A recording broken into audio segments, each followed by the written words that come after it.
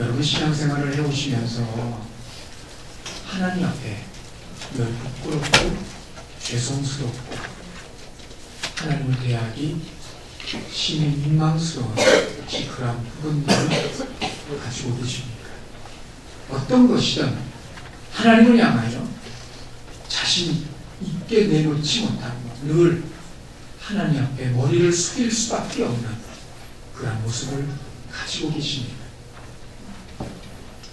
그렇다면 언제까지 그 모습을 가지고 살아가기를 원하고 계십니까? 사람들의 삶을 가리켜 우리는 흔히 인생이라고 이야기를 합니다. 인생이란 무엇입니까? 사람이 세상을 살아가는 일, 그것이 인생입니다. 그러나 이런 간단한 정의만큼 인생은 쉽지도 간단하지도 않습니다. 세상 사는 일이 쉽지도 간단하지도 않기 때문에 그렇습니다. 그래서 우리 주변에 보면 세상을 살아가는 요령, 비결, 방법에 대한 이야기들과 또한 그런 소개들이 수두룩 많이 있는 것을 보게 됩니다. 자, 이걸 다른 말로 하면 인생은 신비라는 겁니다. 그렇습니다. 인생은 신비입니다. 이게 무슨 말입니까?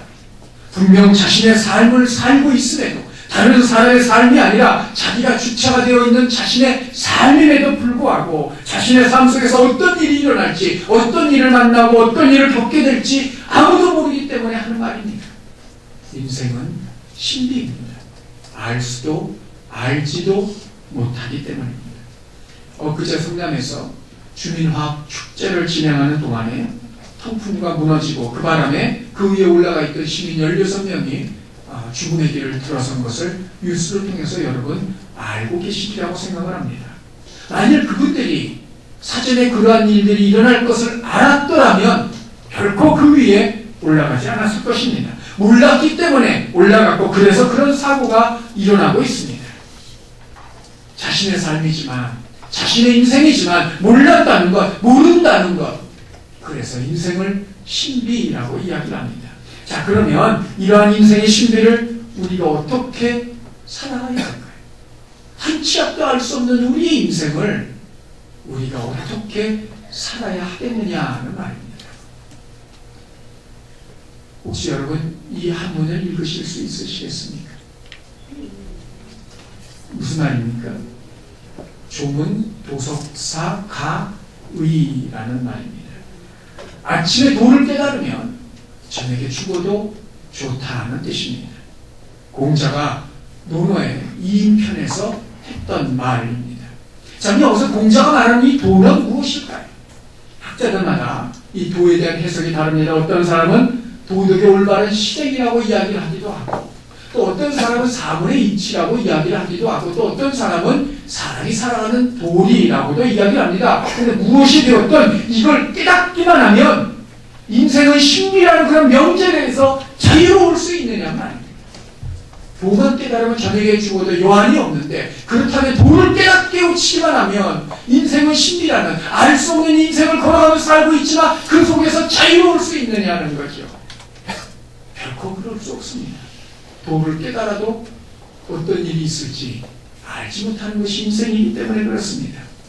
그런데 이에 대한 대답 한 가지.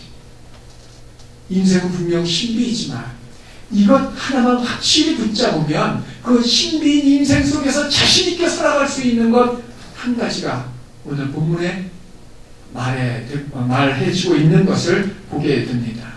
그럼 오늘 본문이 말하는 인생의 신비에서 자유로울 수 있는 이것은 과연 무엇이겠습니까? 지난 시간에 우리가 하박국서를 살핀 것처럼 하박국은 하나님에 대해서 어떤 생각을 갖고 있었습니까? 한 가지였습니다. 하나님은 침묵하신다였습니다. 하나님은 침묵하고 계신다. 유다의 죄악이 극에 달했음에도 불구하고 하나님은 전혀 간섭하지 않고 계시고 유다의 죄악이 점점 갈수록 더 깊어지고 심해지는 그런 상황에서 바로 그렇게 되는 것은 하나님이 유다를 위하여 이스라엘을 위하여 아무것도 하지 않으시는 탓이라고 하박국은 생각을 하고 있습니다. 그러므로 하박국의 입장에서 보면 그건 하나님의 침묵이었습니다. 그래서 그런 하나님을 향하여 다시 목청을 돋우어 소리를 지릅니다. 하나님 언제까지입니까? 하나님 어찌하여 그렇게 행하고 계십니까? 그러나 그건 하박국만의 생각이었어요. 하나님은 결코 침묵하고 계시는 것이 아닙니다. 하나님은 대답하시는 대신 한 가지 일을 진행하고 계셨고 나아가 그것을 말씀으로도 대답하고 계십니다. 그렇습니다. 하나님은 침묵하는 하나님이 아니라 말씀하시는 하나님이었습니다. 그리고 하나님이 하신 그 말씀이 바로 오늘 본문입니다. 5절 처음을 보십시오. 여호와께서 이르시되. 하나님은 언제까지입니까? 하나님은 어찌하여 이렇게 행하십니까? 부르짖고 있는 하박국 선지자에 대하여 하나님께서 이르시되 여호와께서 가라사대. 하나님께서 말씀을 시작하셨음을 말하고 있습니다. 그렇습니다. 하나님께서 말씀하십니다. 여호와께서 이르시되. 하나님은 끝없이 침묵하시는 분이 아닙니다. 하나님은 말씀하시는 하나님입니다. 그러나 하나님의 이 말씀은 아무 생각도 없이 준비도 없이 무작정 말을 시작하고부터 시작하는 그런 말씀이 아닙니다. 하나님의 말씀은 무엇을 하시겠다는 하나님의 의지입니다. 그러므로 이 하나님의 말씀은 무엇을 하시겠다는 계획과 그에 따른 계산과 실행의 방법과 그 결과까지 다 맞추어 두시고 난 다음에 하시는 그 말씀이 민수기 23장 19절을 보십시오. 하나님은 사람이 아니시니 거짓말을 하지 아니하시고 인생이 아니시니 후회가 없으시도다. 어찌 그 말씀하신 바를 행하지 아니하시며 하신 말씀을 실행하지 않으시냐. 하나님은 사람처럼 감정에 격해서 급하게 말을 쏟아놓고 기분이 업돼서 없던 말까지 지어내시고 하고 싶지 않은 말까지 쏟아내는 분이 아니라 분위기와 상황과 환경에 따라 말씀하시는 분이 아니라 계획을 갖고 말씀하시고 말씀하신 그것을 끝까지 실행에 옮기시는 분임을 말씀하고 있습니다. 하나님의 말씀은 곧 하나님의 의지이며 실행이며 현실로 나타나는 실제입니다. 자, 그러면 본문에서 말씀하고자 하는, 본문에서 말하고자 하는 이 하나님의 말씀, 반드시 실현될 하나님의 말씀은 과연 어떤 것입니까? 5절 다시 읽습니다. 시작. 여호와께서 이르시되 너희는 여러 나라를 보고 또 보고 놀라고 또 놀랄지어다. 너희의 승제는 내가 한 가지 일을 행할 것이라 누가 너희에게 말할지라도 너희가 믿지 아니하리라. 너희, 하나님께서 말씀하십니다.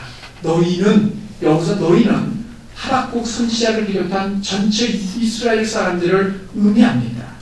그런 너희들은 여러 나라를 보고 너희 주변에 있는 애굽이라든지 바벨론 같은 나라들을 보고 말씀하고 계시는 그런 나라들을 살피라는 겁니다. 그리고 보고 또 보고 놀라고 또 놀랄지어다. 보고 또 보고, 강세형이 뒤에 있어요. 그냥 보는 것이 아니라 보고 더 유심하게 지켜보고 그리고 놀랄지고 놀라고 또 놀랄지어다. 여기서는 강세형이 앞에 있어요. 그러므로 너희가 본 그대로 깜짝 놀라고 더 놀랄지어다 말하고 있어요. 요약하면 하나입니다. 자세히 보면 까무러칠 만큼 놀라게 될 일이 있다는 겁니다. 하박국 선지자와 이스라엘 주변 나라의 모습을 자세히 보면서 뒤집어질 만큼 놀라게 될 것입니다. 왜냐하면 하박국 선지자와 이스라엘의 생전에 하나님께서 한 가지 일을 행하실 것이기 때문에 그래요. 너희 생전에 내가 한 가지 일을 행할 것이다. 생전이라는 말씀은 머지않은 장래에 지금 당장은 아니랄지라도 반드시 일어날 것을 말씀하고 있고 하나님께서 행하실 한 가지 일, I will work, or work라는 뜻입니다. 이걸 다시 말하면 어떤 기술자가 정성을 다해서 자신이 하고 있는 일을 완성해내는 것을 말해요. 예를 들자면 목수일 경우에 정말 정성을 다해서 톱으로 쓸고 대패질을 하고 또 이 사포로 밀어가면서 한 작품을 만들어내는 것. 도공이라면 침식을 익은 채 흙으로 이 그릇을 빚고 유약을 바르고 초벌구이를 하고 다시 끄집어내서 다시 그림을 그리고 유약을 또 바르고 다시 두벌구이에 들어가고 이걸 완성해내는 것. 그걸 바로 하나님께서 한 가지 일을 행하시겠다는 그 말씀의 의미입니다. 무엇이든 집중하여 하나님께서 그 일을 이루시겠다는 겁니다. 하나님 도대체 언제까지입니까? 언제까지 침묵하시겠습니까? 하나님 어찌하여 지켜보고만 계십니까? 라고 부르짖고 있는 선지자의 기도에 대한 하나님의 대답입니다. 내가 한 가지 일을 행할 것이다. 하나님은 하박국이 생각하고 있었던 것처럼 침묵하고만 계셨던 분이 아닙니다. 하나님의 침묵은 단순한 침묵이거나 묵인의 침묵이거나 도우미의 침묵이거나 무능력과 자신 없음의 침묵이 아니었습니다. 하나님의 침묵은 침묵이 아닌 계획과 준비와 실행이었고, 그러므로 하나님은 말보다 행동으로 말씀하고 계셨던 겁니다. 자, 여기 문제가 한 가지가 있습니다. 그건 그러면 하나님이 행하시려는 이 일이 과연 무엇이냐는 거죠.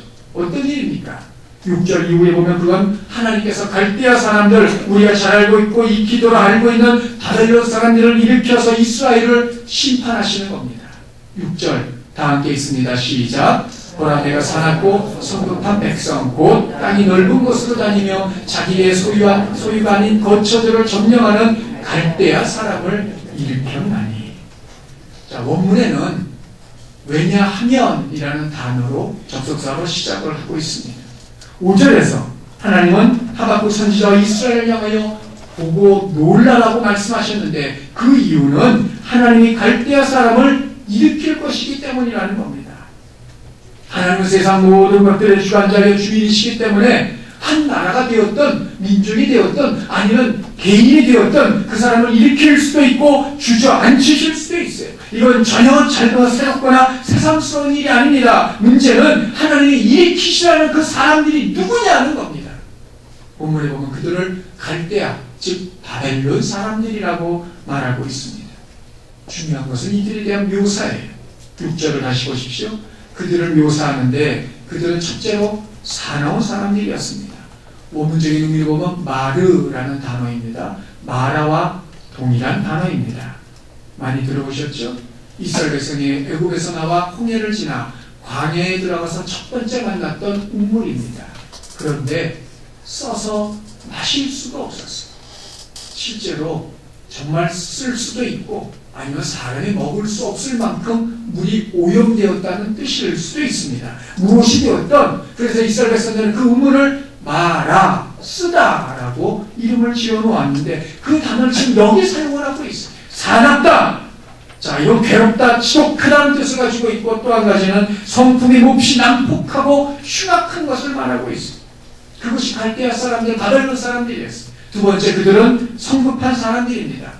재빠르다, 서두르다, 재촉하다는 의미를 가지고 있어요. 성질이 급하고 욕심이 많은 사람을 말하고 있습니다. 성질이 급하고 욕심이 많으니 당연히 부지런할 수밖에 없고 당연히 서두를 수밖에 없습니다. 폭력적이고 성질이 급한 데도 욕심이 가득한 이들이 바로 갈대아 바벨론 사람들이었습니다. 그 결과 6절 하반절에 보면 그들은 자기 땅이 아님에도 불구하고 마구 점령에 들어가고 있습니다.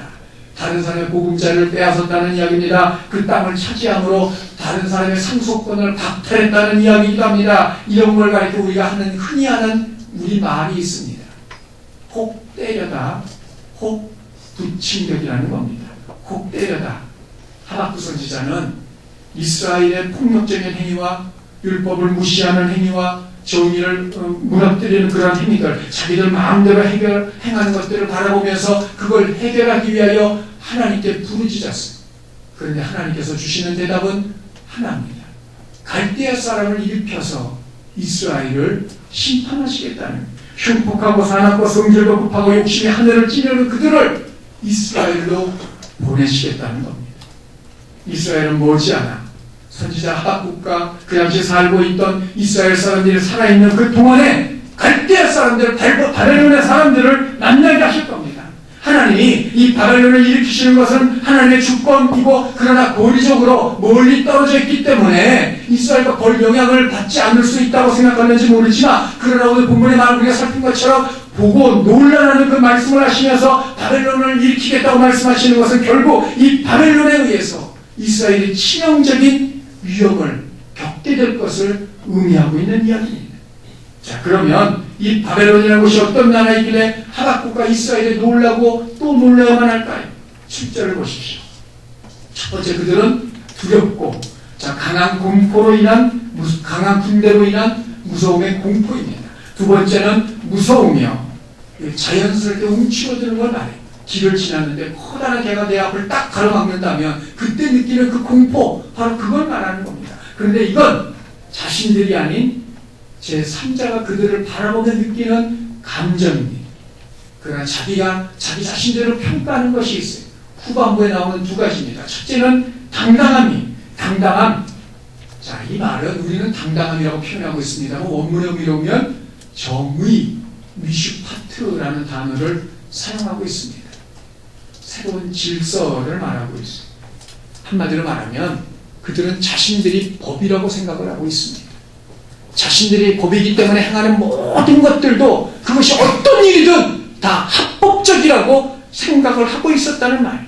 자신의 어떤 행동도 법적으로 정당하고 모든 행위가 다 합법적이라고 생각하는 것, 자신들 그렇게 생각했다는 겁니다. 두 번째입니다. 위험이 자신들에게서 나온다. 위험, 다른 사람들을 자기 발밑에 두고 억압하거나 통제하고 영향력을 행사하고 있는 겁니다. 다른 나라나 다른 민족의 그리고 사람들은 그저 자신들의 처분만을 기다려야 하는 그런 처량한 신세라는 것을 의미하고 있습니다. 자신들에 대한 자신들의 평가가 그것이 자신들은 법이에요. 자신들이 말하는 모든 것들이 법이고 자신들의 행동이 법이고 자신들의 생각이 법인 사람들, 그만큼 힘이 강력한 것을 말하고 있습니다. 이들이 자신들에 대해서 이렇게 생각하는 이유가 있어요. 바벨론은 본래 처음부터 시작한 것은 아닙니다만 세상이 시작할 때, 그러나 오래전에 시작된 나라로서 그러니까 아수르의 속국이었습니다. 그러다가 독립을 하였고 이후에 7년 어간 사이에 아수르를 패망시키고, 그리고 그 당시 아수르와 더불어 패권을 장악하고 있던, 요즘 말로 하면 G2입니다. G2 가운데 하나였던 애굽, 아수르와 애굽 모두를 다 전쟁에서 대패시켰어요. 그리고는 그 당시 패권을 장악했던, 소위 말하면 넘버원이 되었던 나라가 바벨론입니다. 그런데 그들은 군사력만 강한 것이 아니었어요. 건축과 과학에도 상당한 조예를 가지고 있었습니다. 세계 7대 불가사의라는 것이 있습니다. 근데 이 세계 7대 불가사의 주로 건축물과 조각상들에 해당하는 것인데, 이 세계 7대 불가사의는 다시 두 가지로 나눠져요. 고대의 불가사의와 요즘 시대의 불가사의 두 부분으로 나눠집니다. 자, 그런데 이 고대의 7대 불가사의 중에 공중정원이라는 것이 있습니다. 지금 여러분이 그림을 보고 계시는데 남아있지 않고 그저 사람이 상상을 해서 그린 것입니다. 자, 이게 실제 공중에 떠 있다는 게 아니라 멀리서 바라보면 이게 살림이 우거져 있기 때문에 공중이 마치 붕 떠 있는 것처럼 보인다 해서 공중의 정원입니다. 지금은 없어지고 말았지만, 자, 이 건축물을 세워놓고 있는데 규모가 어느 정도냐? 높이가 105m입니다. 우리 층수를 표현하면 지금의 30층, 건물 30층에 해당하는 그런 건물이고, 여러분이 보시는 것처럼 계단식의 테라스가 있습니다. 그리고 저 각각의 테라스마다 수천 톤의 흙을 갖다 메꿔 놓았어요. 그리고는 그 위에 온갖 식물들을 다 심어 두었던 겁니다. 문제는 그 지역에 비가 거의 오지 않는 지역이라. 그럼에도 불구하고 저 식물들이 저렇게 푸르게 하기 위해서는 물을 공급해야 되고, 그럼 그 물을 어떻게 공급하겠느냐 문제죠. 그게 신비입니다. 지금도 어떻게 그 물을 공급했는지 정확히는 알 수 없습니다만 주로 수차, 인공적인 수차를 동원해서 아래에 흐르는 유프라테스 강으로부터 물을 버켓에 떠서 각 테라스마다 옮겨서 물을 뿌렸던 것으로 보여집니다. 그러면 그 규모가 어느 정도였고 그것이 어느 정도 컸는지 우리가 가히 짐작할 수 있다는 말이죠. 자, 이런 실력을, 이런 기술을 가지고 있는 민족이니 당연히 자부심을 가질 수밖에 없었고, 또 다른 나라들은 두려워할 수밖에 없었습니다. 그러나 이들의 실제 두려움은 군사적인 데 있었어요. 8절을 보십시오. 그들의 말은 표범보다 빠르고 마병은 먼 곳에서 빨리 달리며 마치 먹이를 움켜쥐는 독수리 같았다는 겁니다. 신속한 이동을 의미하고 있어요. 이들은 말을 타고 달렸던 사람들입니다. 실제 애국과의 전투에서 갈그미스라는 그런 지역에서 전투를 벌였는데 그 전투에서 애국을 대패시키고 패전에서 도망하는 애국의 그 패잔병들을 무려 300km를 쫓아갔어. 먼저 쫓아가서 도망오는 그들을 하나도 남김없이 초토화시켜버렸던 이들이 바로 이 바벨론 사람들이었습니다. 뿐만이 아닙니다. 저녁 이리처럼 사나우며, 당시 그 지역의 이리들은 저녁 때 먹이를 찾는데 당연히 예민할 수밖에 없고 사나울 수밖에 없고 양보라는 것이 없습니다. 권리는 족족 죽음일 뿐입니다. 그런데 바벨론 군대가 그랬다는 거예요. 한마디로 말하면 날렵함과 적극적이었어요. 그러므로 이스라엘부터 멀리 떨어진 나라이지만 먼 거리가 전혀 문제가 되지 않았고 이스라엘을 위험에 충분히 빠뜨릴 만큼 강력한 대적이었다는 말입니다. 그러면 이런 바벨론이 이스라엘에 실제적으로 주는 위험이 무엇입니까? 9절 우리 다 함께 봅니다. 시작. 그들은 다 강포를 행하러 오는데 앞을 향하여 나아가며 사람을 사로잡아 모기를 모래같이 많게 할 것이다. 그들이 그렇게 빠르고 또 적극적으로 이스라엘에게 접근해 오는 이유가 하나 있어요. 9절에 뭐라고 말하고 있습니까? 강포를 행하게 하기 위함이라는 겁니다. 강포 많이 들어보셨을 줄 압니다. 하마스라는 단어입니다. 폭력입니다.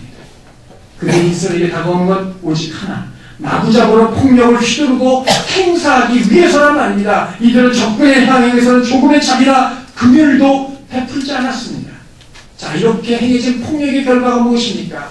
9절에 보면 그들은 앞을 향하여 나아가며 오직 목표를 정하면 조금도 흔들림 없이 그곳만 향해서 나아갔고 그 다음에 사람을 사로잡아 모으기를 모래같이 많게 할 것이고 사람 포로를 잡는데 헤아릴 수 없을 만큼 포로를 많이 잡아갈 것을 말하고 있습니다. 또 10절에 보면 왕들을 멸시하고 방백들을 조수한다는 겁니다. 왕들을 멸시하고 방백들을 조수한다. 자, 바벨론에 의해 그 시드기야 왕이 유다의 왕으로 등극을 하게 돼요. 바벨론에 의해서 말입니다. 바벨론이 시드기야를 유다의 왕으로 세워준 겁니다. 그런데 그 시드기야가 바벨론을 배반을 해요. 이에 바벨론은 유다를 다시 침공에 들어왔고 그래서 시드기야를 사로잡고 시드기야가 보는 앞에서 그의 두 아들을 죽입니다. 그리고는 산채로 두 누나를 뽑아요. 그리고는 바벨론으로 끌어갔던 사람들입니다. 왕들, 지도자들 조금도 두려워하지 않습니다. 아무리 능력이 많다 할지라도 우습게 생각을 하고 있고 세 번째는 모든 견고한 성읍들을 비웃는다는 겁니다. 흉벽을 세움으로 말미암아서 말입니다. 자, 사진을 보여주시죠. 지금 여러분이 보시는 것이 유다 광야에 있는 마사다라는 요새입니다. 마사다. 혹시 들어보셨을 줄 압니다. 천연 요새입니다. 사방 어디에서도 공격할 수 없습니다. 저 위에 올라가만 있으면 누구도 해할 수가 없었어요. 다만 로마인들이 저 위로 올라갔던 유대인들을 그 정벌하기 위해서 또 뭡니까 그 돌, 둥그런 돌을 대포 같은 거에 쏘아서 날리는 그런 일이 있었지만 정복하기는 쉽지 않았어요. 그럼에도 불구하고 마침내 저 마사다 요새가 함락이 되어집니다. 이유는 하나입니다. 여러분 그림에 보면 오른쪽 중간쯤에 하얗게 보이는 선 같은 것이 있죠. 바로 이 부분입니다. 이게 뭐냐면 저 성 마사다를 도무지 공략할 수 없음에 로마 군사들이 동원이 되어서 흙을 쌓아서 만든 인공 도로입니다. 바로 저것 때문에 마사다가 끝내 함락이 되어져요. 오늘 본문에 등장하는 흉맥이라는 게 바로 저런 겁니다. 아무리 견고한 성이라 할지라도 아무리 높은 성이라 할지라도 흙을 쌓아서 메꿔버려요. 그리고 그 위를 진격해 올라가는 겁니다. 그런데 누가 당할 수 있겠느냐 말입니다. 바로 그걸 이야기하고 있는 거예요. 10절에서 말하는 오직 하나입니다. 아무리 강력한 왕이라 한들 아무리 군사력이 세다 한들 강하다 한들 아무리 성벽이 완벽하다 한들 그들을 막을 자가 없다는 겁니다. 유능한 왕도 지도자들도 견고한 성도 그들을 막을 수 없었어요. 그것이 바로 그들의 두려움이에요. 누구도 막을 수 없을 만큼의 이들에게 강력한 그리고 막강한 힘이 있었습니다. 그런데 그 모든 것들은 하나님이 주신 거예요. 그러나 그들에게 주어진 것은 그것만이 아닙니다. 7절 다 함께 봅니다. 시작. 그들은 자기들의 힘을 자기들의 신으로 삼는 자들이라 이에 바람같이 급히 몰아 지나치게 행하여 범죄하리라. 이들에게 주어진 힘이 얼마나 막강하였든지 이들은 자신들의 힘을 신이라 전부라고 착각할 만큼 되었다는 거예요. 실제 바벨론의 역사는 70년에 불과했습니다. 그러나 그 영향력은 막강하고 지금까지도 그 흔적들이 남아있어요. 지냈던 힘이 어느 정도인지를 가늠해 볼 수 있는 이야기입니다. 문제는 그 이후에요. 11절 하반절을 보십시오. 이에 바람같이 급히 몰아 지나치게 행하여 범죄하게 될 것이다. 자신들의 힘을 신이라고 생각하고 과신한 나머지 악을 행하고 그 악을 행하는 것이 바람처럼 빠르게 되어지고 그래서 그들은 바람처럼 흔적도 남지 않고 역사 속에서 사라질 것을 말씀하셨고, 실제 그렇게 위용을 떨치던 바벨론이었지만 70년을 끝으로 그 나라가 무너지는 것을 우리 역사를 통해서 보게 됩니다. 교만함의 결론이었습니다. 감당할 수 없는 힘, 조절할 수 없는 힘은 축복이 아니라 오히려 저주일 뿐입니다. 문제는 이런 현실 앞에서는 하박국과 이스라엘이었습니다. 엄밀히 말하면 바벨론은 이스라엘보다 더 악한 자들이었어요. 이스라엘 보세요.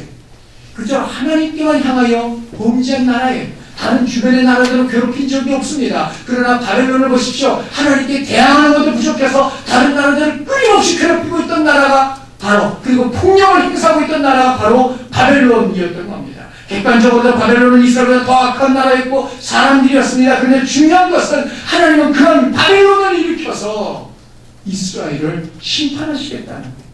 그러므로 5절에서 본 것과 같이 보고 놀라며 이런 이야기를 이스라엘에게 할지라도 아무도 믿지 않을 것이라고 말씀하고 계세요. 심지어는 당신 하나님이 말씀하셔도 믿지 않을 거라는 겁니다. 왜? 말도 안 되는 이야기이기 때문에 그래요. 있을 수 없는 이야기이기 때문에 그들이 믿지 않았던 겁니다. 어떻게 더 큰 악이 그보다 못한 악을 심판할 수 있겠느냐 말이죠. 하박국은 이제껏 하나님께 이스라엘의 이런 불의와 폭력과 비정의를 시정하고 교정해달라고 기도해 왔어요. 그런데 침묵을 끝낸 하나님께서 말씀하시기를 바벨론을 일으켜서 이스라엘의 불의와 폭력과 비정의를 심판하시겠다는 겁니다. 그야말로 혹 때려다 혹 붙인 격입니다.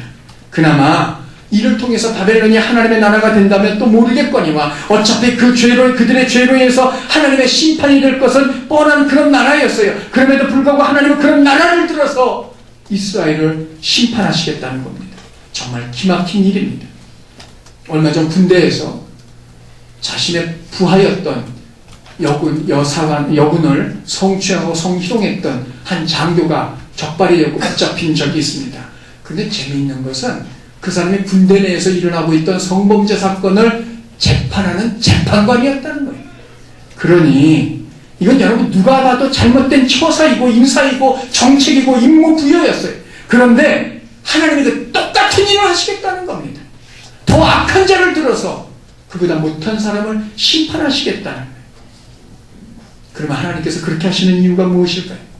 이미 하나님은 바벨론의 흉포함과 교만함 그리고 그로 인한 그들의 마지막까지도 알고 계셨고 그대로 실행을 하실 겁니다. 그럼에도 불구하고 하나님께서 그런 바벨론을 이스라엘의 심판의 도구로 세우시는 이유가 무엇이냐는 말입니다.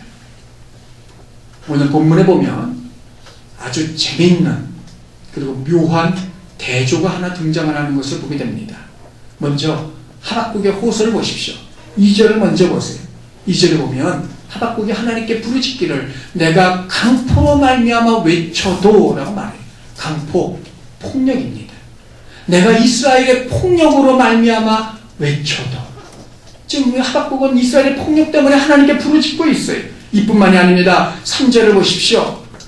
강포가 내 눈앞에 있고 듣는 것만이 아니에요. 자신의 실제적인 눈으로 그 강포, 폭력이 행사되고 있는 것을 보고 있다는 이야기입니다. 한마디로 이스라엘은 폭력을 휘두르고 있어요. 그런데 그런 이스라엘을 심판하시기 위하여 하나님께서는 바벨론을 세우고 계시는데 그들이 와서 하는 일이 무엇입니까? 9절을 다시 보십시오.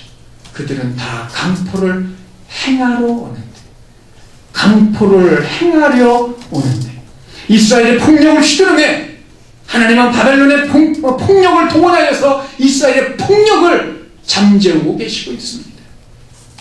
이것만이 아닙니다. 4절을 보십시오.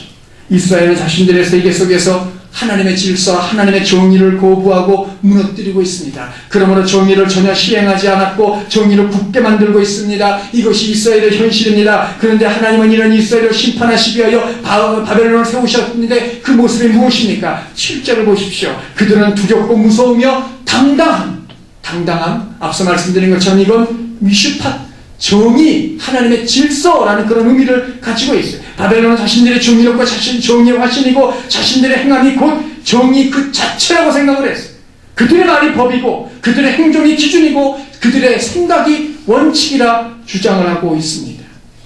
이스라엘이 하나님의 질서를 거부하며 하나님은 그들을 심판하기 위하여 또 다른 질서를 세우셨고, 그래서 이스라엘을 그 질서 아래 복종케 하고 계셨던 겁니다. 이뿐만이 아닙니다. 또 하나가 있습니다. 유다 그리고 이스라엘은 하나님이 지으신 길을 버렸습니다. 4절을 보십시오. 율법이 해이하고 율법이 더 이상 기능하지 못하게 된 상태를 말하는 겁니다. 율법 자체에 문제가 있는 것이 아니에요. 이스라엘이 율법을 그렇게 만들어버렸어요. 율법이 무엇입니까? 하나님이 지으신 길이. 그런데 이스라엘은 그걸 거부했다는 겁니다. 그 결과가 무엇입니까? 11절을 다시 보십시오. 자기들의 힘을 자신들의 신으로 삼는 자들. 이스라엘은 오직 하나님을 자신들의 신으로 모셨고, 그럼에도 불구하고 그 하나님께서 제시한 그 길을 버리고, 그래서 하나님은 그들에게 또 다른 신을 보내서 그들을 징계하고 계시는데, 그들의 힘은, 그들의 신은 그들이 가지고 있는 힘이라는 거예요. 파괴와 살육과 약탈과 폭력이었어요. 하나님의 길을 거부했는데 또 다른 길들이 그들에게 주어졌고, 그 길은 폭력과 살인과 약탈과 강포더라는 말이에요. 자, 그러면 이상의 세 가지 것들을 요약하면 무슨 말입니까? 한 가지입니다. 이스라엘의 죄는, 그들이 저지른 그 죄는 그대로 자신들에게 형벌이 되어서 돌아온다는 이야기입니다. 강포를 행했더니, 폭력을 행사했더니 더 큰 폭력을 만나게 됩니다. 하나님의 정의를 버렸더니, 질서를 버렸더니 바벨론의 질서의 머리를 숙여야만 했습니다. 하나님의 유일한 신임에도 불구하고 그 하나님의 길을 버렸더니 파괴와 살육과 약탈과 폭력의 신을 받들어 서야만 했습니다. 유다는, 그리고 이스라엘은 자신들이 행한 그대로 받았더라는 말입니다. 이스라엘만 그럴까요? 아닙니다. 이스라엘을 심판한 바벨론 역시 마찬가지입니다. 그들 역시 하나님께 범죄함으로 역사 속에서 영원히 사라져버리고 말았던 겁니다. 바울은 이 부분에 대해서 로마서 1장에 하나님은 우리의 죄에 대한 형벌로 우리를 우리 죄의 그대로 내버려 두셨다고 선언을 하고 있습니다. 내가 그걸 원하느냐? 그러면 계속하라. 그러나 나는 너를 그곳에게 넘겨주겠다 말씀하시는 겁니다. 내가 그곳에 빠져 그대로 살겠느냐? 그러면 그리하라. 그러나 나는 너의 목숨을 그것으로 하여금 끊게 만들어버리겠다. 예수님도 이와 같은 맥락에서 말씀을 하셨어요. 마태복음 7장 2절을 보십시오. 너희가 비판하는 그 비판으로 너희가 비판을 받을 것이고, 너희가 헤아리는 그 헤아림으로 너희가 헤아림을 받을 것이다. 사랑하는 성도 여러분, 이제껏 어떻게 살아오셨습니까? 어떻게 신앙생활을 해오셨고 하나님께 무엇을 드리고 무엇을 심고 계십니까? 오늘 본문은 말하고 있습니다. 그리고 바울도 동일한 똑같은 말을 갈라디아서 6장 7절에 말하고 있습니다. 그것은 하나입니다. 사람이 무엇으로 심든지 그대로 거두리라. 사람이 무엇으로 심든지 그대로 거두리라. 화평을 심으셨습니까? 화평을 거둘 것입니다. 다툼을 심었다면 불화를 거둘 것입니다. 충성을 심으셨습니까? 신실을 거두실 겁니다. 상황에 따라 달라짐을 심으셨습니까? 수시로 바뀜을 경험하게 될 겁니다. 섬김을 심었다면 섬김을 거둘 것이고, 혼자만을 심었다면 외로움을 거둘 것입니다. 협력을 심었다면 즐거움을 거둘 것이고, 비협조를 심었다면 아무도 함께하지 않을 것입니다. 물질을 심었다면 적어도 물질 때문에 무너지지 않음을 거둘 것이고, 심을 것이 없다면 받을 인정도 칭찬도 없습니다. 여러분이 무엇으로 심었든지 그대로 거두게 될 것입니다. 이스라엘을 보십시오. 폭력을 심었더니 더 큰 폭력을 거두었어요. 하나님의 질서를 무시했더니 바벨론의 질서가 그들에게 왔어요. 하나님의 길을 버렸더니 바벨론의 길이 그들에게 주어지고 있습니다. 그들이 심은 대로 거두고 있습니다. 하나님이 이스라엘보다 더 악한 자를 사용하시어 이스라엘을 심판하시는 그 이유가 무엇입니까? 우리가 분명히 기억해야 될 것이 있습니다. 하나님은 악한 자를 원하시는 것이 아니라 다만 사용하실 뿐입니다. 그러나 분명한 것은 그 자체가 그들에게 심판의 근거가 될 것이라는 말입니다. 인생은 신비입니다. 어떤 일이 있을지 알 수 없기 때문에 그렇습니다. 저희 아이들이 어렸을 때 저희 집에서 열대어를 길렀던 적이 있습니다. 근데 간혹 이 어항에 물을 갈아주어야 할 때가 있어요. 아무리 청소부 물고기를 넣어준다 할지라도 물고기들의 배설물 물 자체로 인해서 오염이 되기 때문에 그렇습니다. 그때 어항에서 물을 점차 따라내고 나면 열대어들이 한 곳에 모입니다. 그럼 제가 손으로 그 열대어들을 떠서 다른 그릇에 옮겨 놓아요. 자, 제 손에 들어온 열대어들, 입을 뻐끔거리며 몸부림을 칩니다. 요동을 쳐요. 죽겠다는 거지요. 지금 나는 죽을 지경이다, 그 이야기 아니겠어요? 그러나 그 결과가 무엇입니까? 깨끗한 물이고 깨끗한 환경입니다. 이게 바로 하나님의 범죄한 이스라엘을 심판하시는 이유였습니다. 인생은 신비입니다. 고난도 고난 그 자체가 아니기 때문에 그렇습니다. 그러므로 성도 여러분, 현재만 보지 말고 미래를 보며 살아가십시오. 의인의 현재는 눈물이고 고통이고 아픔입니다. 그러나 의인의 미래는 하나님의 은혜요 복입니다. 악인의 현재는 본성입니다. 그러나 악인의 미래는 심판입니다.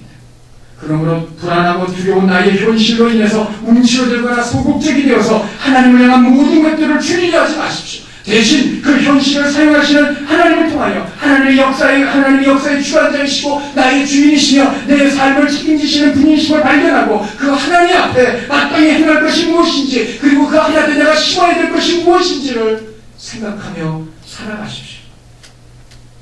선을 행하되 낙심하지 마십시오. 때가 이르면 반드시 거두게 될 것입니다. 지금의 현실 고통이고 아픔이기 때문에 눈물을 흘릴 수밖에 없지만 그 눈물 속에서도 끝없이 뿌리십시오. 반드시 기쁨으로 거둘 때가 올 것입니다. 그러나 그럼에도 불구하고 여전히 달라지지 않는다면, 변화가 없다면, 달라질 마음이 없다면 예수님의 말씀에 귀를 기울여 보십시오. 계시록 22장 11절입니다. 불의를 행하는 자는 그대로 불의를 행하고, 더러운 자는 그대로 더럽고, 의로운 자는 그대로 의를 행하고, 거룩한 자는 그대로 거룩하게 하라. 한 가지, 한마디입니다. 그대로 하라는 겁니다. 변하고 싶지 않으면 그렇게 살라는 겁니다.